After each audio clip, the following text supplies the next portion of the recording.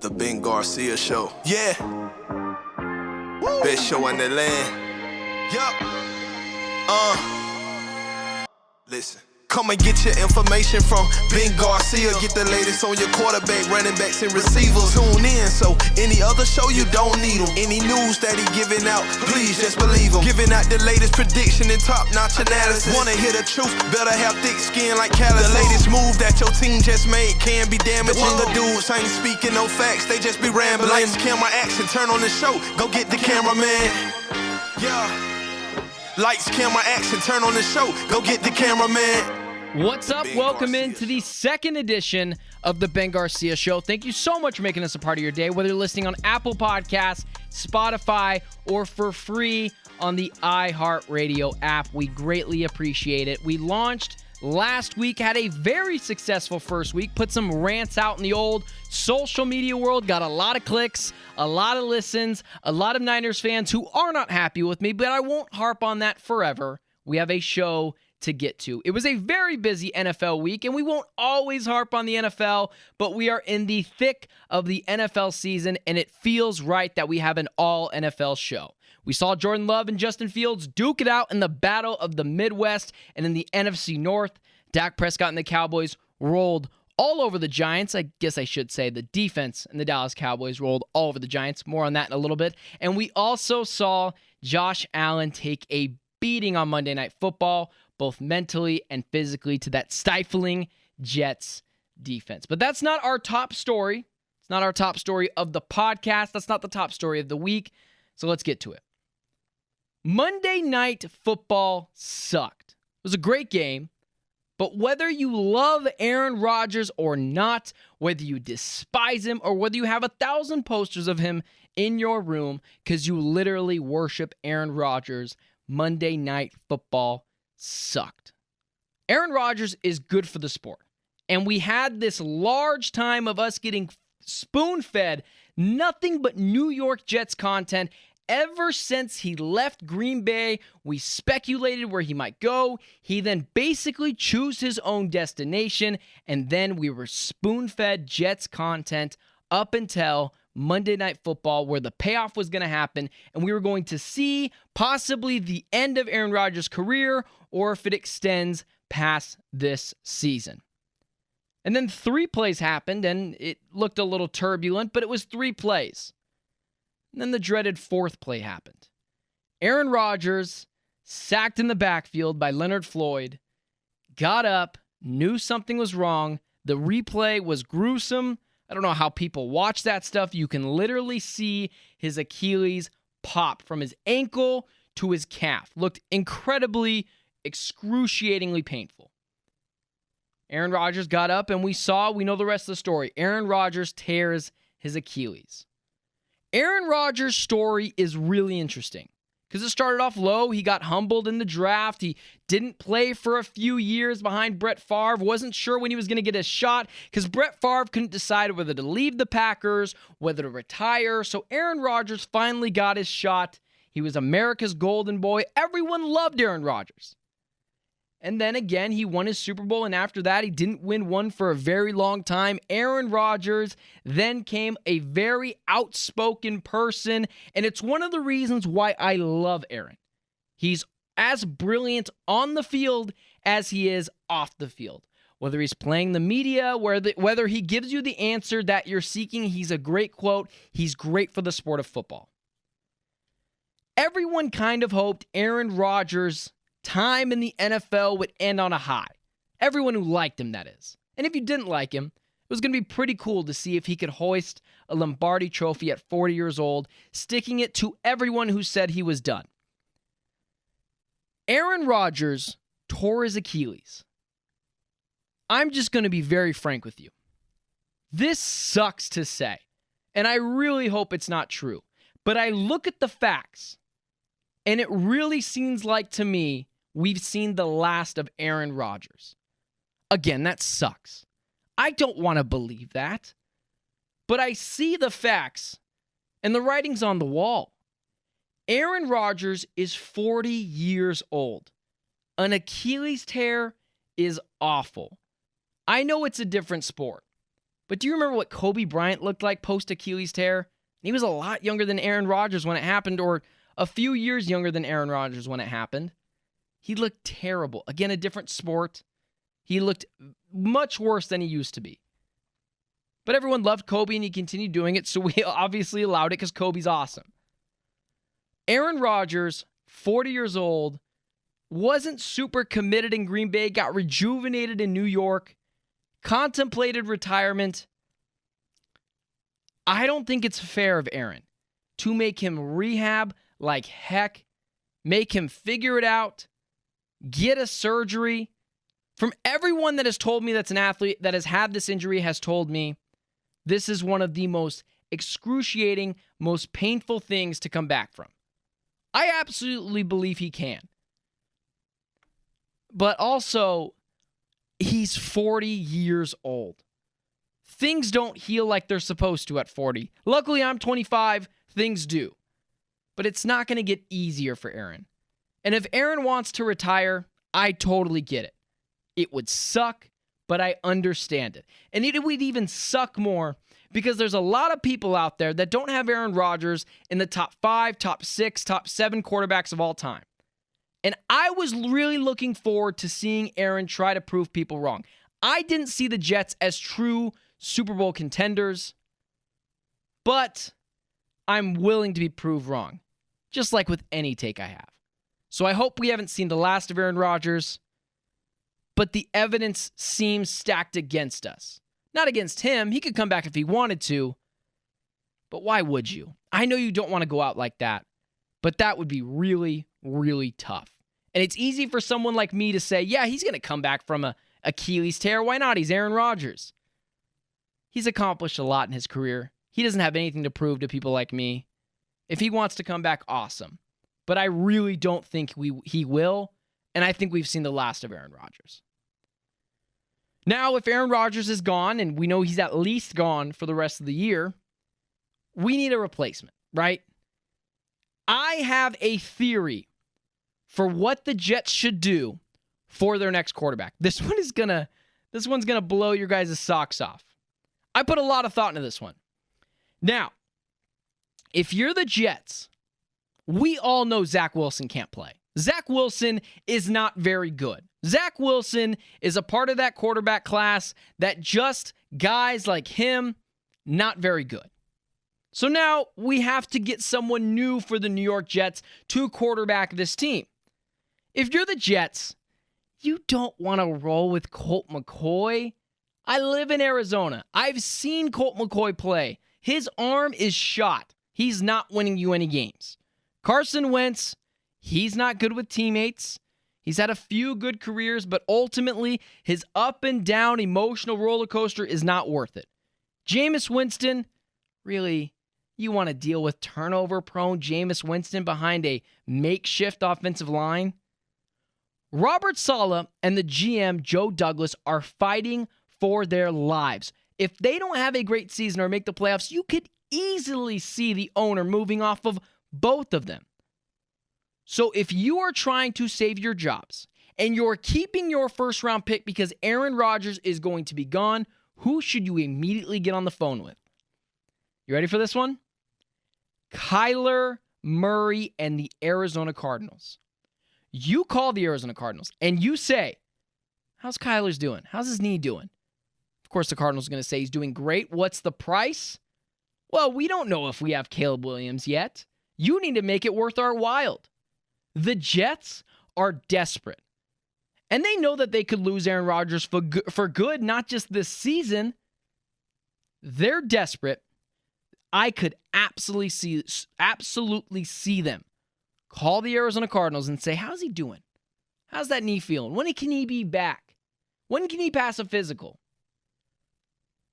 And to make it worthwhile for the Arizona Cardinals, 2 first-round picks, a first-round pick and a second-round pick for Kyler Murray. We can't just give you Kyler. We don't have the first overall pick yet. This would be way easier to do if we knew we were just going to draft Caleb Williams.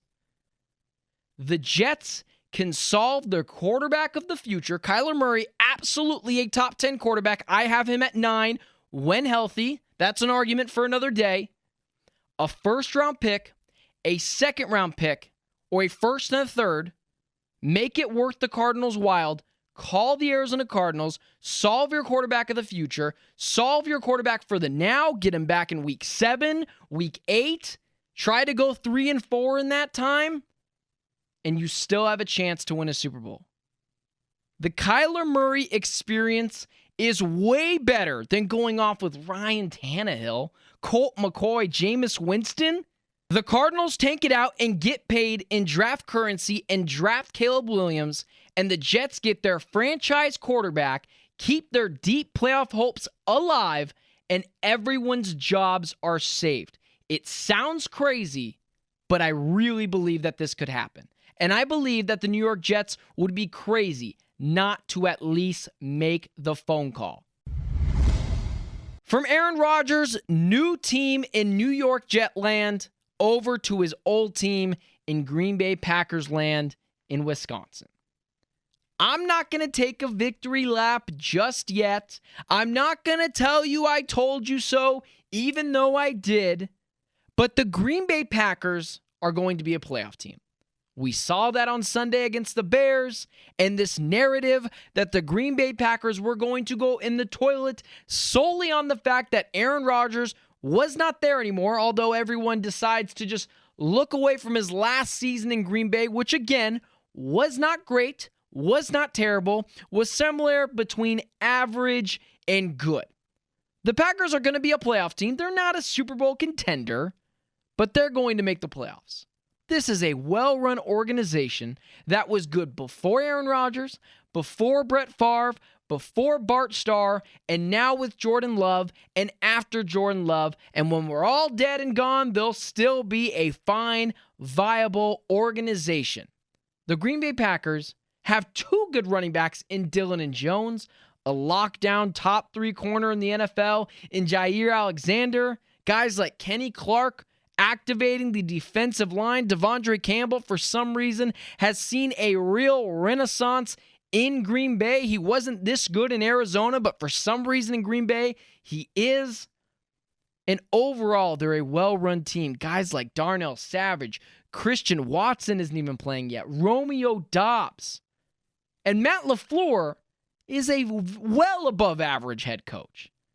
Somewhere into the good to very good tier is Matt LaFleur. Playoff record's a little spotty, but in the regular season, man, he wins games. And over to my guy, Jordan Love, that everyone wrote off. Everyone. I was the only one that said, we saw this with Aaron Rodgers. I'm not saying he's going to be Aaron Rodgers, but I don't think Jordan Love's terrible. Otherwise, they would have given him the Trey Lance treatment. I was one of the first people pounding the table saying Trey Lance can't play. It smells weird. It looks weird. So if it smells weird and it looks weird, it's probably weird. Trey Lance can't play. Too many reports came out of camp. Too many things of Trey Lance needing extra support. Trey Lance couldn't play. I called it before he even stepped on the field. If you have to continue to tell me how awesome something is, like the 49ers were trying to sell me on with Trey Lance, I'm most likely not going to believe you. Jordan Love, though, I did not see a lot of stuff. I still am not convinced he's going to be amazing, but can he be a Pro Bowl level quarterback? Why not? Why not with Jordan Love? The Green Bay Packers are going to be just fine. This is a playoff team. This is a well-oiled machine. No hype over the offseason. You know who got a lot of hype? The Chicago Bears. DJ Moore. Justin Fields going into another year. That offensive line's getting better. That defense, Matt Eberflus and company. Chicago Bears, they're going to be good. And I said, don't love that. I don't believe in the Chicago Bears. And that leads me to my next topic when it comes to the Green Bay Packers and the Chicago Bears on Sunday. I'm going to get really controversial here. I want to see it. I really do. But what do people see in Justin Fields? I've been watching him ever since he came to the league. I don't see it. He's an average thrower, to say the least. He makes guys miss. He's an amazing human highlight reel. But what do people see in Justin Fields? The Ohio State quarterback thing? He was awesome there. He made these ridiculous throws. But in the NFL, what are you guys seeing that I'm not seeing? I want to believe in Justin Fields, but there is literally nothing there. Aside from the fact that Justin Fields is a dynamic runner, I don't see it. He's got an awesome arm. He can throw the ball really far. Accurately, not really. It's not great in the pocket. Justin Fields, I just don't see it. And here's my next part to that. Here's where I'm going to get even more controversial. If you were an NFL GM and I asked you this, you had to start your franchise, and you said, or I said to you, who would you rather start your franchise off with? Would you rather start your franchise off with a franchise quarterback in Jordan Love or the franchise quarterback in door number 2, Justin Fields? Who would you pick? Justin Fields or Jordan Love to start your franchise off with? I'll tell you who I'd pick, and you're not going to like the answer. Jordan Love.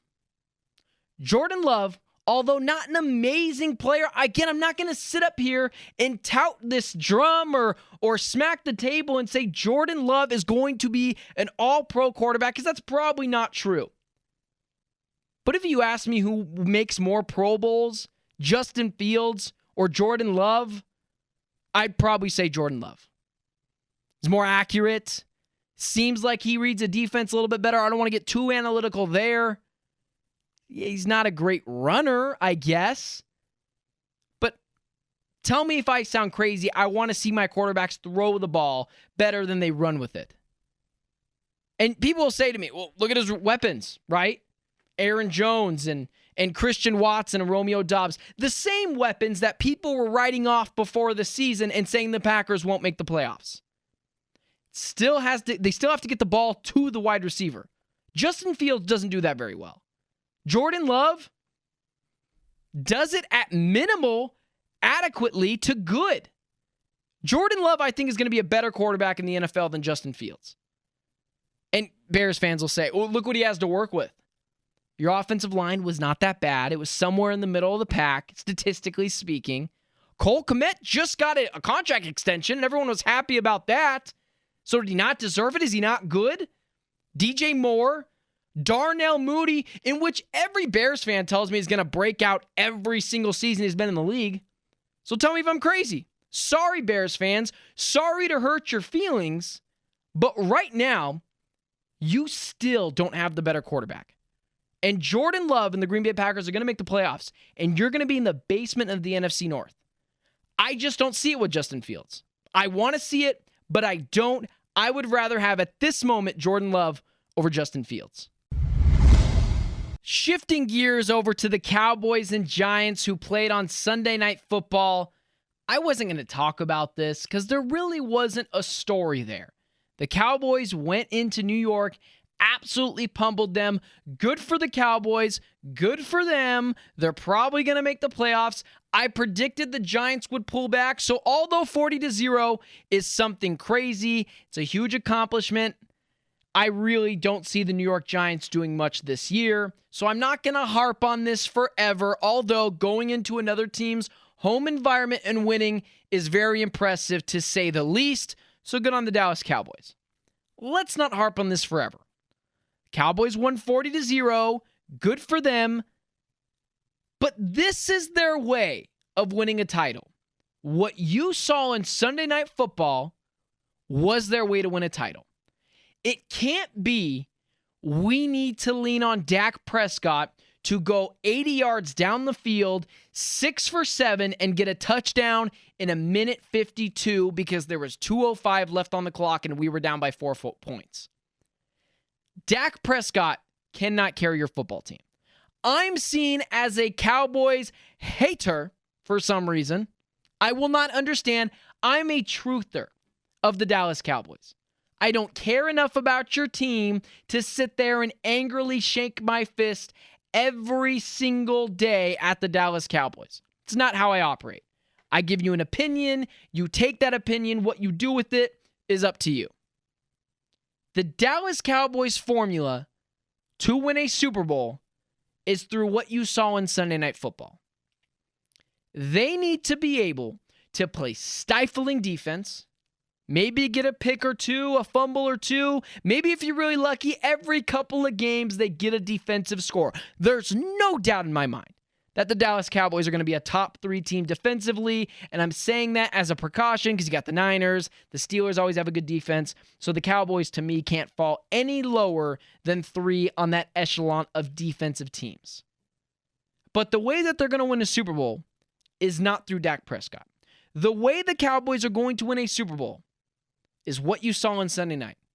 Play stifling defense, give the ball to Tony Pollard in space, give the ball to CeeDee Lamb when those games come to be that he needs to wake up and be the guy.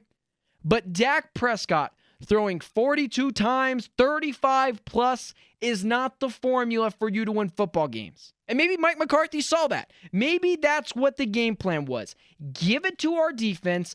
Give it to the wide receivers who everyone tells me are amazing. And Brandon Cooks, in guys like CeeDee Lamb, Tony Pollard, maybe Deuce Vaughn emerges late in the season. He looked good in the preseason. The offensive line is still more than capable.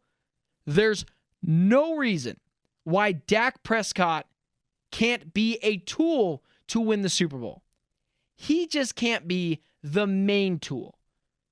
We saw Jimmy G get to a Super Bowl, and like I've said before, although I do believe that if you don't have a 5 to top 8 quarterback, it's really hard for you to win a Super Bowl. It's nearly impossible, and that's what we've seen over the past 20 years. And I've said before, there's the Trent Dilfers, the Nick Foles of the world, guys like them, Joe Flacco getting to the Super Bowl and winning it. But for the most part, if you don't have one of those quarterbacks, it's tough. And I still don't see the Cowboys winning the championship this year, winning the Super Bowl. But this is the formula of how to get it done. More defense, more running the ball, less Dak Prescott. Get the ball out to your playmakers in space, in Brandon Cooks, in CeeDee Lamb, and this is the formula. This is how you beat the San Francisco 49ers. This is how you beat the Philadelphia Eagles. I do not think the Dallas Cowboys are good enough to beat the San Francisco 49ers and the Philadelphia Eagles. I don't think they can sustain this kind of defensive and offensive, quote-unquote, production, because they didn't do a ton on Sunday Night Football offensively. Granted, not their fault. In a rainstorm. And also, it just wasn't really called for them to have to win that game. The defense did most of it. But later in the season, it needs to be less Dak Prescott and more everybody else. If you continue to try to lean on Dak Prescott in the playoffs, you will lose. We saw it with the 49ers. We saw it with the 49ers the year before that. We saw it with the Green Bay Packers his rookie year. Dak Prescott cannot carry you, but he can help be a facilitator to get there. Lean on Mike McCarthy and his leadership, Super Bowl pedigree. Lean on that defense. Lean on the running game. Lean on the offensive line. Lean on the wide receivers. Lean on your skill position players. Not Dak Prescott. That's your best chance of winning a Super Bowl. All right, let's have a full circle moment now. Let's end where we started in Monday Night Football. Here is a really funny narrative. Josh Allen is the problem in Buffalo, right? Josh Allen was one of the main reasons they lost on Monday Night Football. Sure, I'll take that narrative. I'll take door number 2. But come on. Josh Allen is the problem? It is really funny to me that it's so easy right now for people to pile on Josh Allen, so people do, but I won't. I will continue to pound the table for Josh Allen. Let me tell you what happens if the Buffalo Bills decide to have second thoughts and put Josh Allen on the trading block. He goes for minimum 3 first-round picks and a multitude of other picks, and 20 teams are out the door ready to give the Bills whatever they want. Josh Allen is a gunslinger. He's one of the few gunslingers left that we have in the NFL. We have the Patrick Mahomeses, we have the Josh Allens, but those are really the only two guys left. Some other guys are more dual threat, some other guys are more pocket passers. Josh Allen is a true gunslinger.